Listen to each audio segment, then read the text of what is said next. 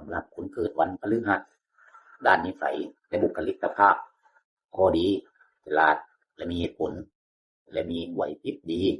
ยึดมั่นในหลักการและเหตุผลมีคุณธรรมเป็นคนที่มีจิตใจดีและมีคุณธรรมสูงเป็นที่รักของผู้ใหญ่มักได้ความเอ็นดูและมักได้การช่วยเหลือจากผู้ใหญ่ซื่อสัตย์มีความซื่อสัตย์จริงใจทั้งในเรื่องความรักและมิตรภาพเป็นที่ปรึกษาชอบให้คำแนะนำและเป็นที่ปรึกษาให้ผู้อื่นได้ดีข้อเสีย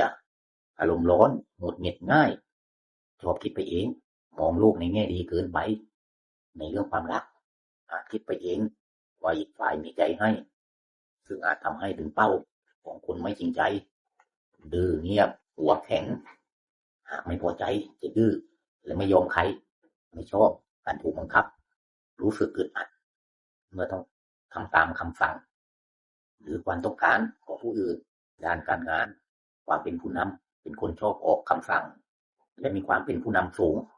จริงจังบางครั้งการใช้หลักการและเหตุผลมากเกินไปอาจดูทำให้เป็นคนจริงจังเกินไปด้านความรัก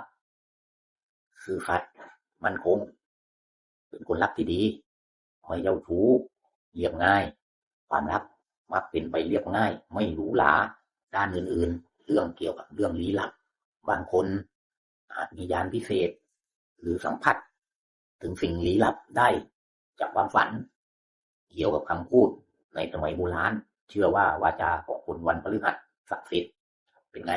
คนเกิดวันพฤหัสมีด้านตรงใจบ้างหรือเปล่าเช็คดู